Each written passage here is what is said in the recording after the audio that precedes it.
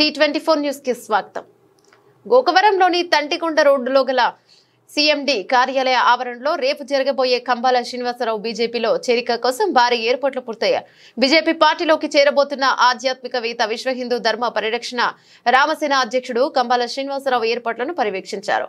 అసలు ఏర్పాట్లు ఏ విధంగా చేశారు, ఎంతమంది కార్యక్రమానికి రానున్నారన్న వివరాలను మా ప్రతినిధి శివ కంబాల శ్రీనివాసరావుతో అందుబాటులో ఉన్నారు. ఆయన అడిగి మరిన్ని వివరాలు తెలుసుకుందాం. విశ్వ హిందూ ధర్మ పరిరక్షణ రామసేన అధ్యక్షులు కంబాల శ్రీనివాసరావు గారు మనతో ఉన్నారు. అసలు ఇది ఏదో ఒక పార్టీలో జాయిన్ అవుతున్నారనే విధంగా కాకుండా ఏదో ఒక ప్రమాణ స్వీకారం చేసే విధంగా ఇక్కడ ఏర్పాట్లు అయితే చేస్తున్నారు. ఇక్కడ మొత్తం కూడా దాదాపు 10,000 మందితో భారీ బహిరంగ సభను రేపు నిర్వహిస్తున్నారు. దీనిపై అసలు ఏర్పాట్లు ఎలా ఉన్నాయి ఏంటనేది మనం కంబాల శ్రీనివాసరావు గారిని అడిగి తెలుసుకున్నాం. సార్ చెప్పండి సార్, అసలు ఇది మీరు ఏదో ఒక పార్టీ పదవిని అలంకరించి ఏదో ఒక ప్రమాణ స్వీకారం చేస్తున్నారనే విధంగా ఇక్కడ ఏర్పాట్లు అయితే ఉన్నాయి. అసలు కనీ ఎరుగని రీతిలో ఈ సుదీర్ఘ ప్రాంతంలో ఇటు సైడ్ ఎప్పుడు కూడా ఇటువంటి సభా ప్రాంగణం కానీ ఈ విధానమైన ఏర్పాట్లు కానీ చూడలేదు. అసలు ఈ విధంగా ఏర్పాట్లు చేయడానికి ప్రధాన కారణం ఏంటి? నేను శ్రీ మహాగణాధిపతి నమః, భారత్ మాతాకి జై, జై శ్రీరామ్. నేను మీ కంబాల శ్రీనివాసరావు, విశ్వ హిందూ ధర్మ పరిరక్షణ రామసేన అధ్యక్షుడిగా మీకు అందరికీ సుపరిచితమే. ఈ ప్రాంతం ఆంధ్రప్రదేశ్లోని తూర్పుగోదావరి జిల్లాలో రాజమండ్రి దగ్గర 33 కిలోమీటర్ల దూరంలో ఉంది. మీ T24 టీవీకి నేను ధన్యవాదాలు తెలుపుకుంటూ, నేను ఈ ఊరిలోనే పుట్టాను, ఈ ఊరిలోనే పెరిగాను. ఇక్కడ చదువుకొని ఉద్యోగరీత్యా హైదరాబాద్కి వెళ్ళాను, అక్కడ సెటిల్ అయ్యాను. సీనియర్ జనరల్ మేనేజర్గా ఫార్మా ఇండస్ట్రీలో పనిచేస్తూ వాలంటీర్ రిటైర్మెంట్ తీసుకున్నాను. నాకు 2 అమ్మాయిలు, వాళ్ళిద్దరు అమెరికాలో స్థిరపడిపోయారు. భారతదేశానికి సంబంధించిన రాజకీయ పరిస్థితుల్లో ఉండే చాలామంది మతాన్ని ఆధారంగా తీసుకుని ఎన్నో విద్రోహకమైన చర్యలు చేపట్టడం చూడడం జరిగింది. మతం అంటే అది జీవన విధానం తప్ప అది దేవుడు కాదు. కానీ మత ప్రాతిపదిక మీద భారతదేశం యొక్క సంస్కృతిని కానీ, భారతదేశ అభ్యున్నతిని కానీ, భారతదేశం యొక్క విశిష్టతను కానీ నాశనం చేసే విధంగా విదేశీ శక్తులు ఎన్నో కుట్రలు పన్నుతూ ఈ భారతదేశంలో చేస్తున్న చర్యలు, హిందువుల మీద దాడి చేయడం, ఆలయాలు పగలగొట్టడం, దేవుడిని ధ్వంసం చేయడం, ఇలాంటి దుర్మార్గాలను చూసి ఆవేదన చెంది నేను ఏదైనా చేయాలనే ఉద్దేశంతో తిరిగి నా గ్రామానికి చేరుకుని, సామాజిక బలం నా గ్రామంలో ఉంది కాబట్టి సామాజిక బలం ఇక్కడి నుంచి స్టార్ట్ చేద్దామని చెప్పి మొట్టమొదటిగా మా ఊరి దేవీ చౌక్ ఆలయంలో ప్రధాన అర్చకులైనటువంటి వల్లూరు జగన్నాథ శర్మ గారి శాస్త్రితో కలిసి నేను మొట్టమొదటిగా నా కార్యక్రమాలు మొదలుపెట్టడం జరిగింది. ఇక్కడ 50 కేజీల పులిహార ప్రసాద వితరణతో నా కార్యక్రమం మొదలుపెట్టి, అలాగే మంగళవారం ప్రతి శుక్రవారం ప్రసాద వితరణ చేసేవాళ్ళం, మిగతా గ్రామాలకు కూడా పంపించేవాళ్ళం. అలాగే మంగళవారం నాడు పాలు రొట్టెలు పళ్ళు పంచడం పేద గర్భిణీ స్త్రీలకు, వాళ్ళ కూర్చోవడానికి సదుపాయాలు కూడా లేకపోతే వాళ్ళకి ఆ సదుపాయాలు కలిగినటువంటి పనులు చేస్తుండేవాడిని. ఇంకా చాలా విశిష్టమైన కార్యక్రమాలు చేస్తూ ఉన్నాం. దాంట్లో ముఖ్యమైన ఏంటంటే పేద మహిళలకు, అంటే భర్త చనిపోయి భర్త అనారోగ్యంతో మంచం మీద పడి ఉండి పిల్లలతో బాధపడిన పేద మహిళలకి వారి కుటుంబ సంఖ్యను బట్టి 10 కేజీల నుంచి 25 కేజీల బియ్యం వారికి ప్రతి నెల ఉచితంగా పంపించే కార్యక్రమాన్ని మేము దాదాపుగా 50 కుటుంబాల వరకు ఇప్పుడు చేస్తున్నాం. 100 కుటుంబాలకు పెంచడం కూడా జరుగుతుంది. అయితే ఈ పనులన్నీ చేసేటప్పుడు నాకు తోడుగా ఉండే గొప్ప మనుషుల గురించి చెప్పడం కూడా నా బాధ్యత. మా ఊరి పెద్ద అయినటువంటి దాసరథ అమ్మన్న దగ్గర మా పక్కన ఉన్నారు చూడండి, ఆయన మా నాన్నగారి స్నేహితులు, వారు నన్ను మొదటి నుంచి కూడా ఆశీర్వదిస్తున్నారు. అలాగే ఈ వర్షాల ప్రసాద్ అని చెప్పి దళిత నాయకుడు నా పక్కనే ఉన్నారు. ఆయన వైఎస్ఆర్సీపీ సంబంధించిన కరడుగట్టిన నాయకుడైన ఆయన, అలాగే స్టేట్ సెక్రటరీ పొజిషన్ కూడా ఉన్నది ఆయనకి. వారు కూడా నాతో పాటు సహాయం చేస్తూ నడుస్తున్నారు. అయితే వీరు ఈ మధ్యకాలంలో రాజీనామా చేసి నాతో పాటు నడుస్తున్నారు. దాని వివరాలు కూడా చెప్తాను మీకు. అలాగే మందపాటి సతీష్ యువనాయకుడు, ఆయన కూడా దళిత నాయకుడే. నా అక్క కొడుకు అయ్యప్ప, నా చెల్లి కొడుకు కళ్యాణం, అలాగే తామల రాంబాబు గారు, ఇనకోడిదర్ గారు, మా దేవీ చౌక్ కమిటీ అయితే సభ్యుల వారందరూ సహకారంతో కలిసి నేను ఎన్నో కార్యక్రమాలు చేస్తున్నాను. అందులో ముఖ్యమైన ఏంటంటే ఈ పేద పిల్లలకి ఉచితంగా బస్ పాసులు ఇవ్వడం, కంటి పరీక్షలు నిర్వర్తించడం.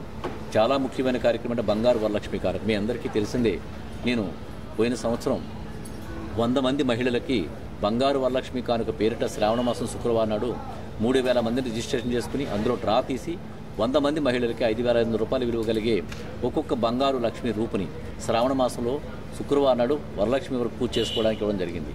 ఆ పేద మహిళలు స్టేజ్ మీదకి వచ్చి డ్రా తీసినప్పుడు వాళ్ళు, మేము జీవితంలో బంగారం చూడటం ఇదే మొదటిసారండి, ధనికులతో సమానంగా మీ బంగారు పెట్టి చేయించుకోవడం గొప్పదనం అని చెప్పి భావించి వాళ్ళ కళల్లో నీళ్లు పెట్టుకున్నారు.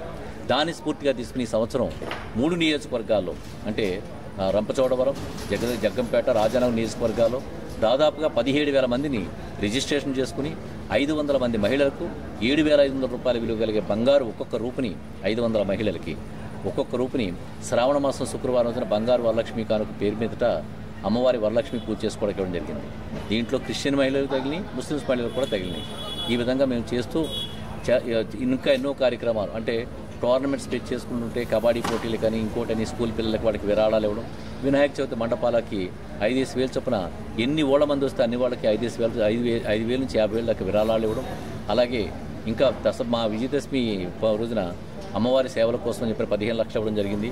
అలాగే మేము చేస్తున్న ముఖ్యమైన కార్యక్రమాల్లో 100 గ్రామాల్లో 150 దేవాలయాలకి 25,000 నుంచి 50,000 నుంచి దాదాపు కొన్ని పేద గ్రామాలకి 10 లక్షల రూపాయల దాకా వెచ్చించి రామాయలు నిర్మించడం, ఇలాంటి ఎన్నో కార్యక్రమాలు మేము చేస్తున్నాం.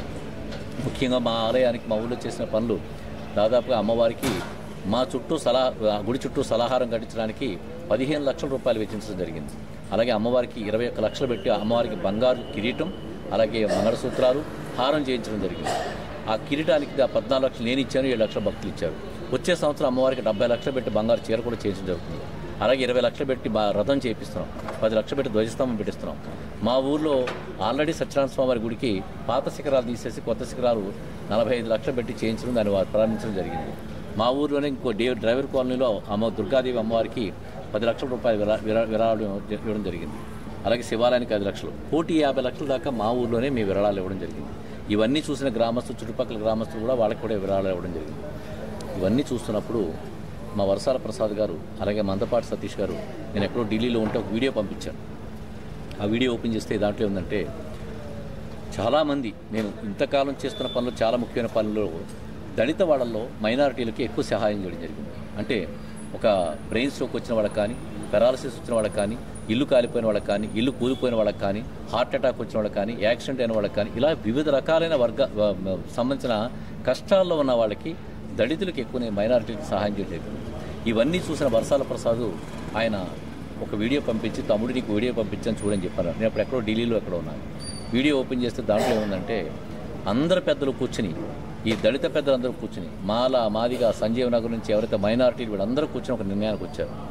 కంబాల శ్రీనివాసరావు గారి వల్ల రాజకీయ పార్టీల కన్నా మతాల కన్నా కూడా మానవత్వం గొప్పదని మేమందరం తెలుసుకున్నాం.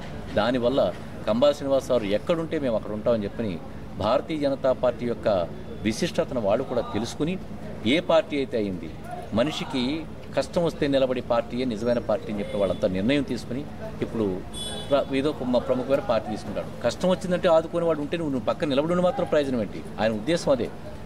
మనిషికి కష్టం వచ్చిందంటే ఆదుకునే మనిషి ఎవరైతే ఉన్నాడో వాడు ఎక్కడుంటే అది పార్టీ. అలా నిర్ణయం తీసుకుని ఈ రోజున భారతీయ జనతా పార్టీలో వందలాది మంది దళితులు, వేలాది మంది ఆయన చూసి ఆయన 100లతో రిజైన్ చేస్తే ఈ రోజున 1000 మంది రిజైన్ చేయడం సిద్ధంగా అయ్యారు. వీళ్ళందరూ ఈ రోజున గౌరవనీయుల రాష్ట్ర అధ్యక్షురాలంటే నేను భారతీయ జనతా పార్టీలో జాయిన్ అవుతున్నాను తెలిసి దీనికి ముఖ్యంగా నేను చేస్తున్న పనులు, వీరందరూ చేస్తున్న పనులు చూసి మన కాకినాడ జిల్లా ప్రెసిడెంట్ అయినట్టు చిలుకూరు రామ్ కుమార్ గారు, అలాగే మన మట్టా మంగరాజు గారు, సత్యరెడ్డి వెంకటరెడ్డి గారు, అలాగే మాకు ఇంకా కొత్తపల్లి గీతా గారు, అలాగే వేటుకూరి సూర్యనారాయణరాజు గారు, వీరందరూ కూడా వివిధ సమయాల్లో మీరు చేస్తున్న పనులకి భారతీయ జనతా పార్టీకి చాలా సామీప్యత ఉంది. అందువల్ల మీరు తప్పనిసరిగా భారతీయ జనతా పార్టీ రావాలని చెప్పిన ఆహ్వానం పలికితే ఆ ఆహ్వానాన్ని అందుకుని గౌరవనీయులు మన రాష్ట్ర అధ్యక్షురాలైన భారతీయ జనతా పార్టీ రాష్ట్ర అధ్యక్షురాలైనటువంటి పురంధరేశ్వరి గారిని మేము కలవడం జరిగింది. వారు చాలా సంతోషపడారు. వారు నా గురించి తెలుసుకున్నారు. ఆల్రెడీ వాళ్ళు ఆహ్వానించారు.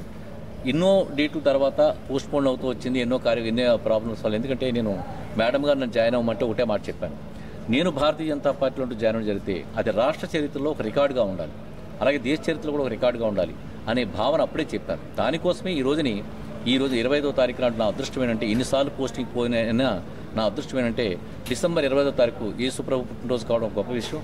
రెండోది ఏంటంటే ఆ రోజున మన వాజ్పేయి గారి యొక్క 100వ పుట్టినరోజు అవడం, ఇదంతా నాకు అదృష్టంగా కలిసి వచ్చి భారీ జనసమూహంతో ముఖ్యంగా పదే చెప్తున్నాను, మన వరసాల ప్రసాద్ గారి దళిత నాయకుడి నాయకత్వంలో వందలుగా వేలాదిగా దళితులు మైనారిటీ వర్గ ప్రజలు భారతీయ జనతా పార్టీలో చేరబోతున్నారు. ఇదే గొప్ప విషయం, చరిత్ర అన్నమాట. సో ఈ విధంగా మేము జాయిన్ అవుతున్నాం. సో మేమందరం కూడా వారికి కావాల్సిన ఏర్పాట్లన్నీ కూడా జర్మన్ షెడ్లో వేసి కావాల్సిన ఏర్పాట్లన్నీ చేస్తున్నాం. భోజన సదుపాయాలు, రవాణా సదుపాయాలు, వచ్చిన వాళ్ళకి కావాల్సిన అన్ని రకాల సదుపాయాలు జరుగుతుంది. టాయిలెట్లు కూడా ఏర్పాటు చేయడం జరిగింది. పోలీసు వారు కూడా వెరిఫికేషన్ జరిగారు. R&B వాళ్ళు కూడా చెక్ చేశారు. ఏదైతే ప్రోటోకాల్స్ ఉన్నాయో ప్రోటోకాల్స్ అన్ని కూడా మెయింటైన్ చేయడం జరిగిందండి. అంటే ఇప్పుడు మీ కుటుంబ నేపథ్యం చూసుకుంటే మీ వెనకాల కానీ మీ సతీమణి వైపు కానీ ఎవరో రాజకీయ నాయకులు కానీ రాజకీయ ప్రముఖులు కానీ రాజకీయ వారసత్వం కానీ లేదు. అటువంటి మీరు ఒక ఆధ్యాత్మిక సేవా కార్యక్రమాలను చేసుకుంటూ ఈరోజు రాజకీయాల వైపు అడుగులు వేస్తున్నారు. రాజకీయాలు అంటే మీకు తెలిసిందే, ఆధ్యాత్మికత అంటే చాలా సున్నితంగా ఉంటుంది. మరి ఇటువంటి రాజకీయాల్లో మీరు ఏ విధంగా రాణించగలరని అనుకుంటున్నారు? విశ్వ హిందూ ధర్మ పరిరక్షణ రామసేన అధ్యక్షుడుగా ఉన్నప్పుడు నేను, నా ఫ్యామిలీ కుటుంబం అంతా హ్యాపీగా ఉన్నాం. ప్రజలందరూ కూడా హ్యాపీగా ఉన్నారు. ఈ రోజు నేను రాజకీయాల్లోకి వస్తానంటే ఈరోజు ఒక పేపర్ వాడు ఎవడో రాశాడు. అన్ని పేపర్లు చాలా బాగా రాశాయి. ఇంకో పేపర్ వాడు ఏదో వాడికి నచ్చింది ఏదో రాశాడు. బురద చల్లడం వాళ్ళ యొక్క నైజం అండి. పట్టించుకోకపోవడమే మన సంస్కారం. మనం పట్టించుకోకూడదు. అది ఏనుగు వెళ్తుంటే కుక్క మరుగుతుంది. వాడేదో రాసుకుంటాడు, వాడికి ఏదో అవసరం ఉంది, ఆ అవసరానికి బ్లాక్మెయిల్ చేస్తుంటారు, ఏదో రాస్తుంటారు. అది మనం పట్టించుకోకూడదు. ఎవడ అవసరం ఎన్నెన్నో రకాల అవసరాలు చెప్తుంటారు. అది మన అవసరం కాదు. ఇంకోటి, మనం రాజకీయాలంటే పులి మీద స్వారీ చేస్తూనే ఉండాలి, దిగక్కర్లేదు. అది అలా చేస్తూనే ఉండాలి. అలాగే యుద్ధంలోకి వెళ్ళిన తర్వాత నా కాలు తగ్గకూడదు, చేయి తగ్గకూడదు అంటే కుదరదు కదా. ఏదోటి అవుతూ ఉంటుంది. ఇప్పుడు పవన్ కళ్యాణ్ గారు ఎంతో సనాతన ధర్మానికి గొప్ప ప్రతీక. ఆయన వదిలిపెట్టారా? నరేంద్ర మోడీ గారిని వదిలిపెట్టారా? చంద్రబాబు నాయుడు గారిని అనకూడని మాటలు, వారికి ఫ్యామిలీ విషయాల్లో దూరిపోయి చెత్త మాట్లాడి కంపు చేసి సంస్కారం ఉందండి. ఇలాగా ఇవన్నీ ఉంటాయి. ఇవన్నీ భరించడానికి సిద్ధంగా ఉంటేనే జాయిన్ అవ్వాలి. నేను కంపెనీ తీయాలని అనుకుంటున్నాను. నా చేతికి వాసన రాకూడదంటే ఎలా కుదురుతుంది? కంపు కదా, అది తీస్తాం. అది ఎవడో రాశాడు రాజమండ్రిలో, ఎవడ కూర్చొని రాశాడు, వాడు ఏదో రాశాడు. వాడికి ఏదో సరదా ఉందో రాసుకున్నాడు. వాడు రాసుకునేవ్వండి.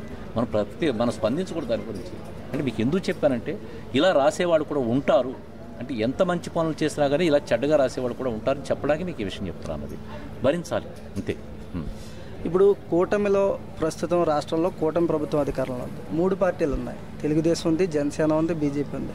అటువంటిది మీరు బీజేపీలోనే చేరడానికి గల కారణం? నరేంద్ర మోడీ గారండి.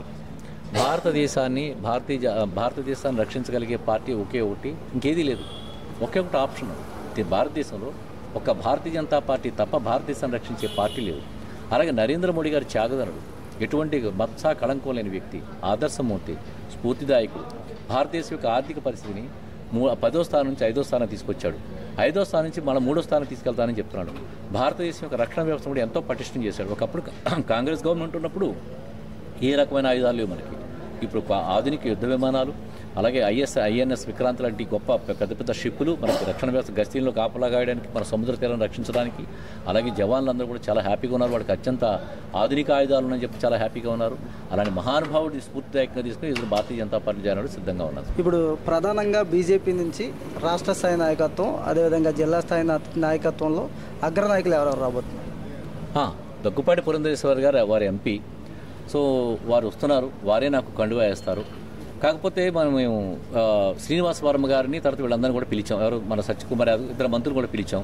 ఇంకా జిల్లా నుంచి ప్రతి అధ్యక్షుడిని పిలిచాం. చాలామంది ప్రముఖులు వస్తున్నారండి. అదే ఇక్కడ పరిస్థితి. మన కంబాల శ్రీనివాసరావు గారు అయితే భారీ ఏర్పాట్లు అయితే చేస్తున్నారు ఇక్కడ.